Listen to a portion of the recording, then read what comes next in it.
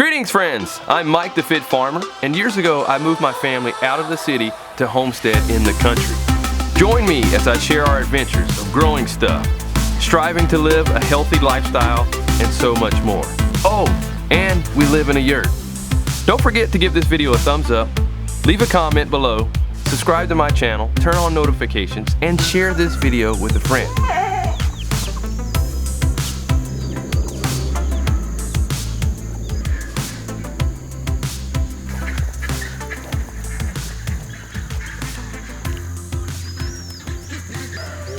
Going in.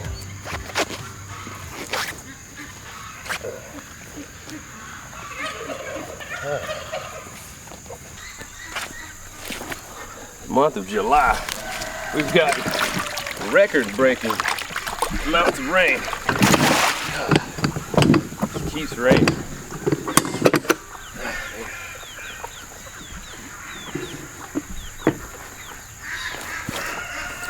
And after a certain point, the rain is hard on a lot of things around the farm. It's been hard on the animals.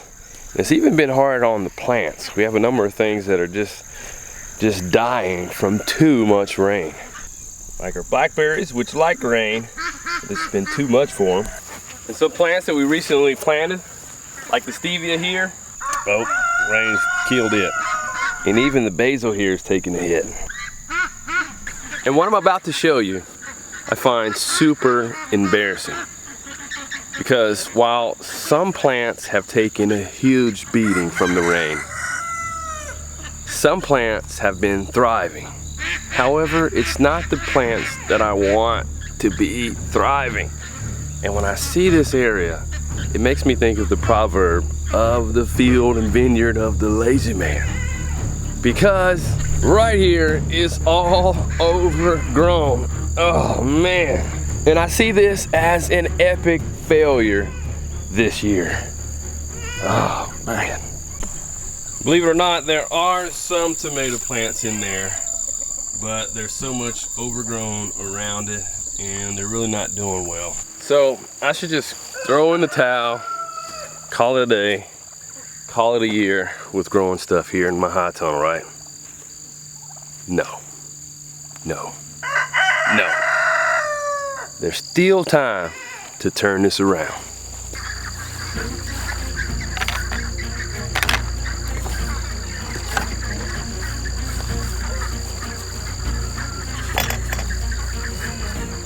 My daughter's here joining me. All right, grab your weapon of choice. Got those? Wise choice. Those are actually my favorite. Let's see here. Oh, I'm gonna get something else.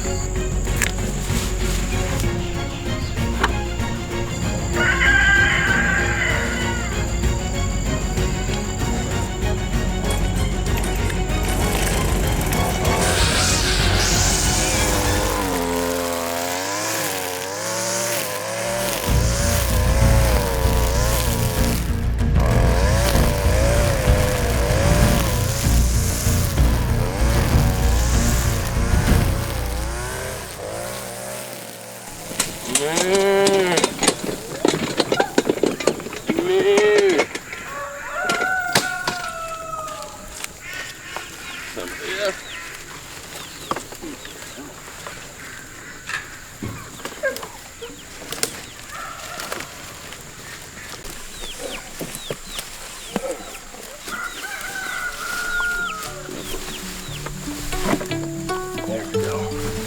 They love it.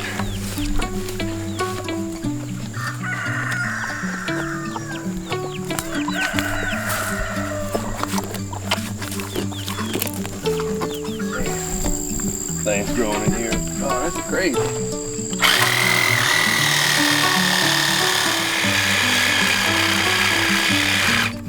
How that's growing so fast. I also call weeds unwanted plants because all plants, even though they're called weeds by some people, do have a purpose. Even though we may not want to grow them in our garden and eat them, each plant, each weed does have a purpose and a function on the earth. And some of the most common weeds that I deal with are Bermuda grass, horse nettle, and yellow dock. What do you deal with in your area? Let me know. I'd love to know. Let me know in the comment section below. But at this time of year, usually from the summer solstice, the longest daylight day of the year, through July and even early August, are the most difficult times for weed pressure. It's when the weeds just keep growing and keep growing. We even have to mow and weed eat sometimes 2 to 3 times a week just to keep things under control. And I haven't been able to do that. Hopefully you're not dealing with weeds like I am at my high tunnel here. But if you are, now at this time of year, it's time to get it under control so we can get ready for better success for our fall gardens.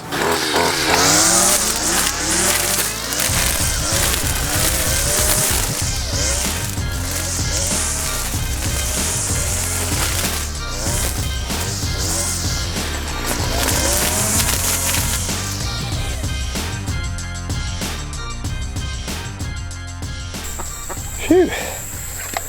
Believe it or not, it's not as bad in here as it is outside our high tunnel here. We have just weeds overgrown all sides of our high tunnel here. And a big reason why is a few weeks ago, I tore my bicep to my dominant hand, and I really wasn't able to do much at all. Thankfully, the family stepped in and took care of a lot of the things that I typically do. But this was one of the areas that we just had to let fall by the wayside. Now that I've made a lot of improvements, it's time to get it back together. I think I can. I am left-handed, and the arm's getting to where I can do some things, like weed eating. It's not that bad, but I'm still not 100%. But I'm just doing what I can. Still being careful, but doing what I can. And Sailor here is a big help. It's a little hot out here, isn't it? A little muggy and humid. You sweating at all? A little bit. A little bit on the forehead or neck? Where do you sweat at mostly? Everywhere. Everywhere. Probably places we don't want to tell people too. I'm definitely sweating on my forehead and down below too. Areas that I sweat at mostly. But it is really, really humid here. I think the humidity right now is 85+%. So yeah, it's not comfortable. It's not comfortable. But hey, we can't be comfortable all the time, right?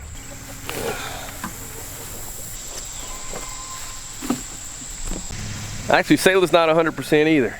She's being a champion and doing what you can out here, right, Sailor? Yep. Appreciate it. We'll switch off and give you a break soon. To be honest, I didn't know she wasn't feeling that great, but I could tell she was moving a little slower than normal. But despite not being 100%, Sailor was still a big help to me. And I feel terrible about how bad things got here at and around our high tunnel. But hey, it's real life. I could easily not share these things on YouTube, but hey, these things happen. People deal with these kind of things. And besides, it feels good to make progress and turn it around. And hopefully it inspires somebody else to get out there and do it too.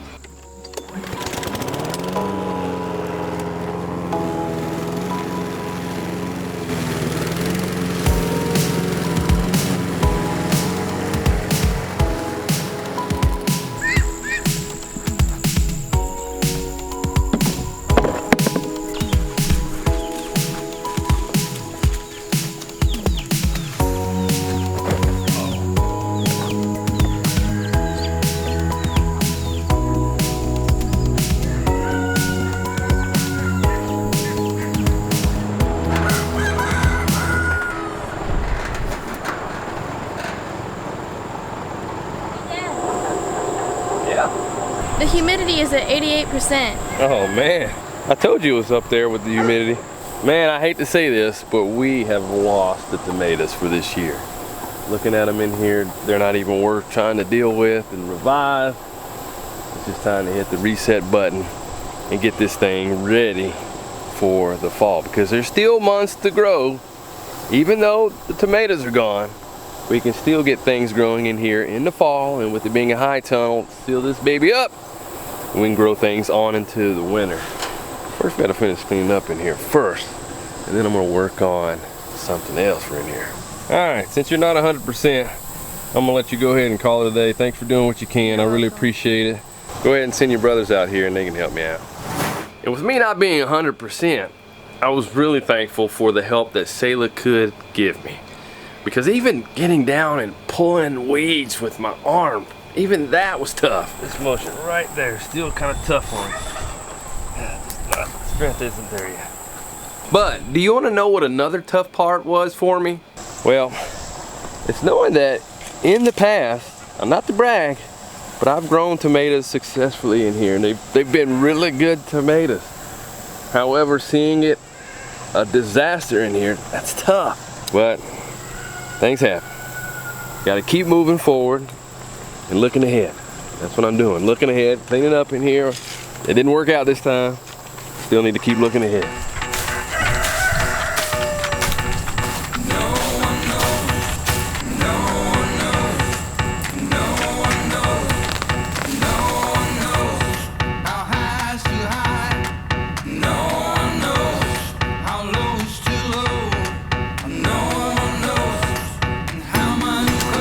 There you go. Good job making a pile there. Let's go, fellas.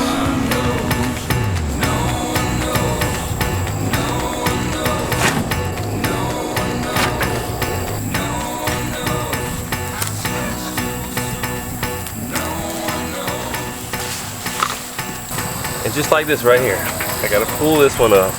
And we didn't even get to maximize a harvest from it. It's painful. Just pain. And for those of you who may not know, cows and goats can't eat tomatoes. However, the plants and leaves are toxic to them. So I won't be giving the old tomato plants to them. Those will most likely be burned. And even the lower and dirtier plants that we're pulling out of the high tunnel here, I won't be giving those to them either. We give those to the chickens. However, there was plenty of tall stuff that we were able to give to the cow and the goat. Oh, and the baby calf too. This high tunnel that we're working in here is one that I constructed myself. And I formed the hoops using a Bootstrap Farmer hoop bender. And I covered it with their greenhouse plastic. And during the growing months, I typically grow tomatoes and cucumbers up trellises here using Bootstrap Farmer tomato hooks. And in the winter, I bring my chickens in here to eat up the things that are left over, as well as to fertilize it and to also make tending to my chickens easier during the colder, wetter months. But this year, I want to see if I can continue to grow things in here during those colder months. But in order to do so, there's a number of changes that I need to make in here. My boys helped poor old Dad get this end of the high tunnel cleaned up and mostly weed free. So this is the end that we started making those changes in. And the first thing that I need to do in order to set up this high tunnel here to be ready for growing during the colder months is get to work on sealing it up. So I got the Bootstrap Farmer Universal In-Wall and Door Kit to help me to do this.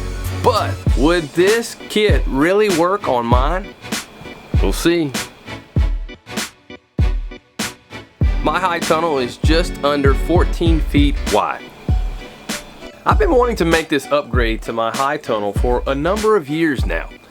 And it's not like I was waiting for the perfect time to do it, because there's never a perfect time to do really anything.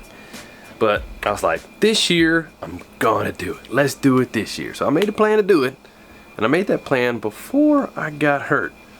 So with recovering from my injury, am I gonna be able to finish this project?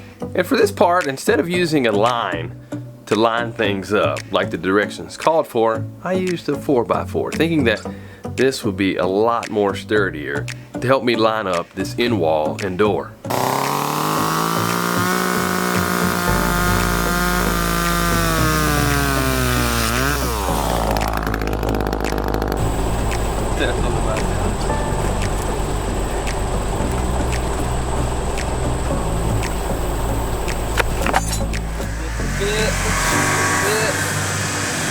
Ooh, buddy.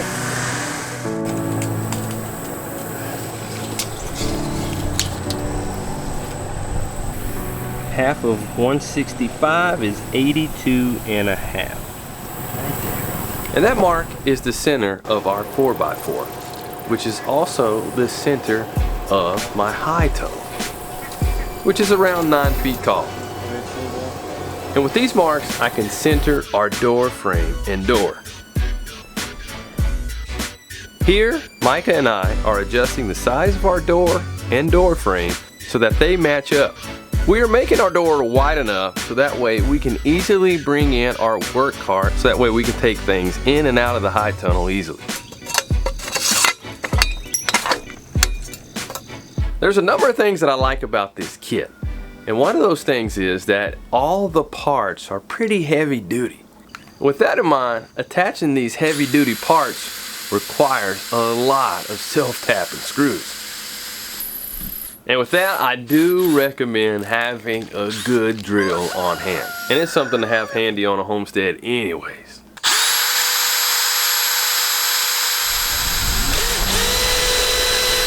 Whew. Man, it's hot out here. Whether it's braving the cold to get your garden ready for spring, or battling the heat like I'm doing right now to get ready for fall, either situation, it forces you to get out of your comfort zone of your temperature controlled house to get out there and start growing something.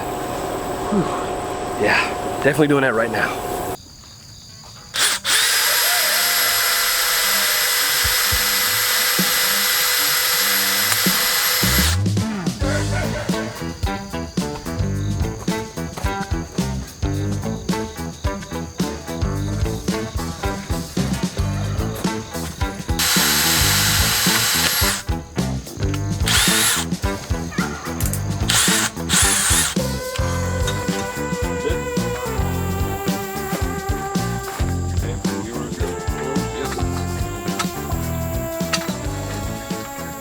Got to go over just a little bit to match the bottom beam. See that middle line there? Go back. A little bit more.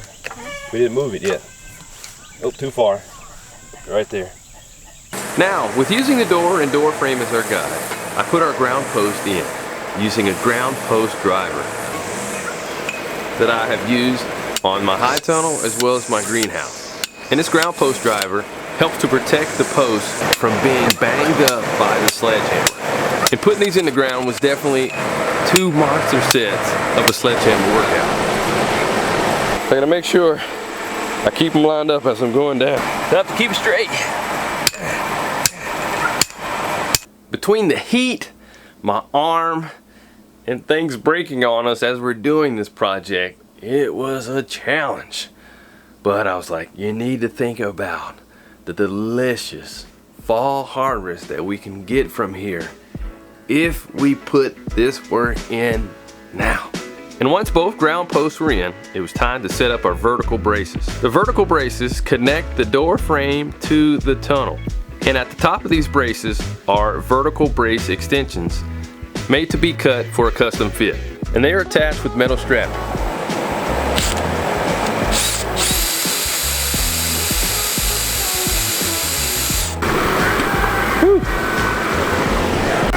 Maybe not picture perfect, but I got it on there.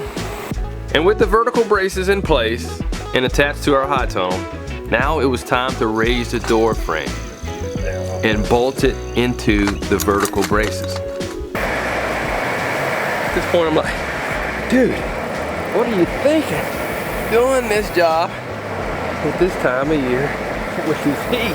Let's keep pouring sweat.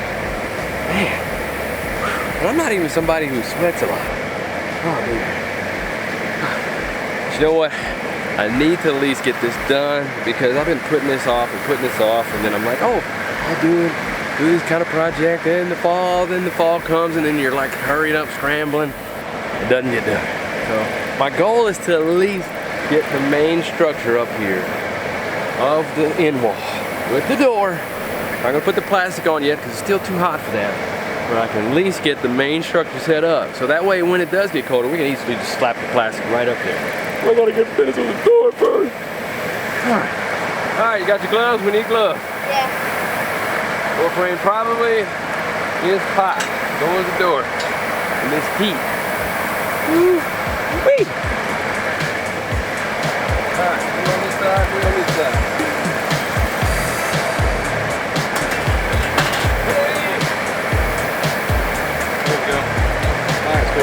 inside the frame here. Okay.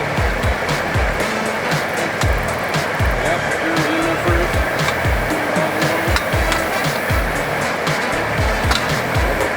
It's still not attached, so we got some adjustments to make. Lift yours up. And for the last part of this phase of the project, we connected the door.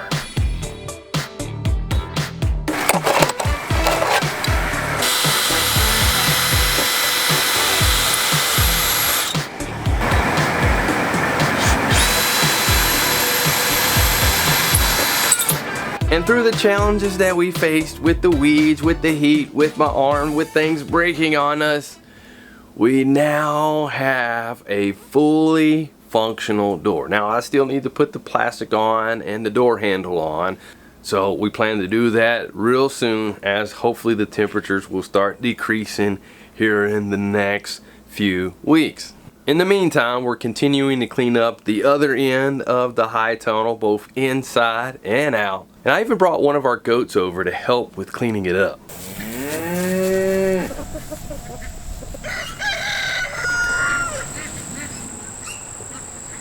And on that end, I'm thinking of putting like a double door, so that way I can easily bring in my chicken tractors during the winter time when I decide to do that again.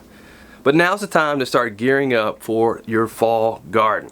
Check the link below for Bootstrap Farmer products that I mentioned in this video and other products that can help you with your gardening goals. And with that, I feel like I need to go hydrate again. Stay tuned to see how my high tunnel continues to progress, and hopefully all the yummy, delicious fall crops that we're going to be harvesting from there. See you next time.